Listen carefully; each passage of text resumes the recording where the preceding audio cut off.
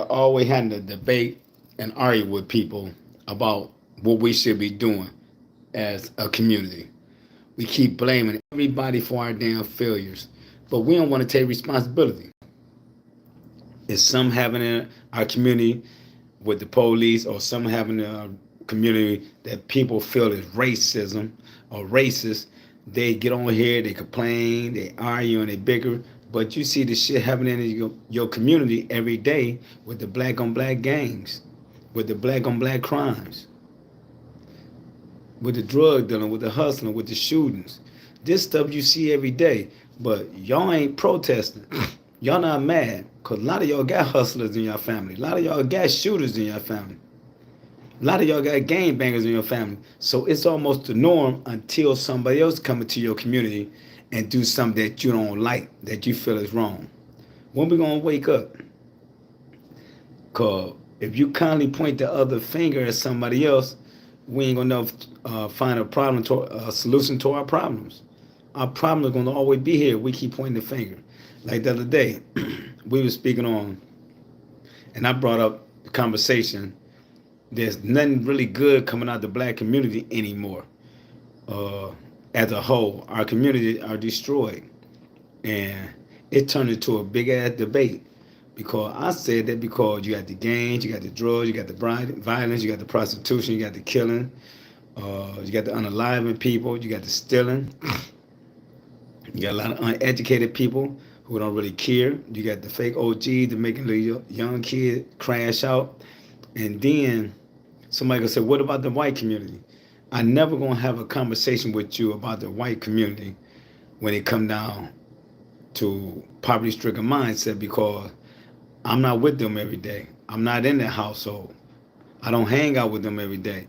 If I work along with them, or a lot of y'all work with them, you only know them at the job in the break room. So why would I have a conversation about them when I really don't know what's going on in their communities? When a lot of y'all ain't never been outside your community.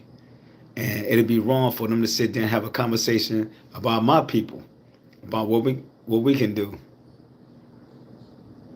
You know what I'm saying? So I refuse to do that. Have a conversation about another excuse me, another nationality, another race, when we can't even police our own. And that's the problem. We want to always point the finger, but we don't want to never put in the work. Even when people say, well, no, nobody never helped me. Who had you help? It's a shame that we don't mind failing. Even when I was in the prison system, majority of the young guys that came into the prison system, what's up, the show? They didn't care. They were blaming the system for them being incarcerated. Now, can I say the game is stacked against us once we get in the court system? Yes. When I say with the prosecutor and the judges and everybody else will lie on you just to get that conviction, yes. But you put yourself in that situation. Oh, I'm sorry to hear that. I put myself in that situation when I went to prison. I can't blame nobody else for my problems. Now, even when I know the prosecutor was lying, falsifying shit, made stuff up, I had to take that punch, and I had to fight it in the court. I appealed my case. I went to a situated Supreme Court, and it all got denied. But hey, I would never put myself in that situation again. So when you constantly blaming people for your failures, you gotta look within. Like I told people, everybody want to be rich, but you don't want to change your mindset. Now, being broke, that's not something that you can change, because that's the economic situation. But being poor is a fucking mindset. And a lot of people, they want to have a rich mindset, but they don't want to put the work in. So they don't mind if they have a poverty-stricken mindset. That's why you see a lot of our people do not want to leave the hood. Why wouldn't you want to go to a better environment, a better school system, better police force? Why wouldn't you want that? Better stores. You know that in all the inner city stores, the major stores like the Kroger's, the IGAs, the Joseph, they ran down, the Piggly Wigglies. But when you go to the suburbs, they get the best produce, they get the best meats, they get the best eggs, poultry. So why wouldn't you want to live in them environment? He said blacks for Trump.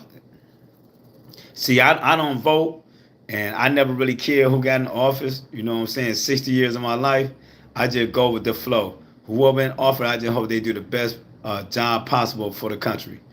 And I tell people, if you have a poverty-stricken mindset, you would never want to lead an environment. And then once you lead an environment with a poverty-stricken mindset, you're gonna be so afraid in other environments. That's why you see people when they start getting money, they gravitate right back to the hood, right to the hood, right to the hood. The hood got such a magnetic pull on certain people because their mindset and the maturity level is so low that they can't outgrow that. I mean, how you afraid to outgrow something that you know is not good for you? See, once you become a man or a woman, you're going to start seeing a lot of your faults. You're going to recognize a lot of your faults. You'll recognize a lot of your issues. You'll recognize a lot of your faults and your conditions come from the environments you've been in. But once you kindly think as a child, you ain't going to see it. Because when I see guys out here 40, 45, 50 in the hood, still in the same block, I'm like, wow. Or when I see on social media, when you still got guys hanging in the hood, still doing the same shit. Think about it. You got platform where you got 40 and 50 and sometimes 60-year-old men still talking about hood stuff. Okay, you was OG Bobby Johnson. Okay, you OG Crip. You on Paru. You a rolling 60. We get that. But how you sit back and thought about what good had came out of this shit, except you represent a little neighborhood that ain't yours. And the reason I tell you it's not yours, because as soon as the police come in that motherfucker, y'all run from your property that you should be protecting. But if I come in here, you can protect it tooth and nail. If somebody come in this house right now, I'm going to take this motherfucker with my life. So why you don't do that when the popo come in to your house? If the popo come to my door right now, I'm telling him to get the fuck off my porch. If I haven't committed a crime and you have a warrant, I slam the door in his face. You can't do that because you don't own anything in them communities. You don't own anything on that block. So why would you kindly keep putting yourself in them situations thinking that you control something? Because you can oppress your other brothers. You can oppress your sister. You can put them in a little ass box and make them go through that depressed state with you. Because I got to walk a certain way, I got to talk a certain way, I got to move a certain way in the hood, or y'all coming at me. So you got your people in bondage. You got your people in a prison inside of a community because you controlling it with the strong arms or the laws that you made that's conducive to the shit that you doing. So like I said, man, it's 2025. Let's start doing positive shit in our communities.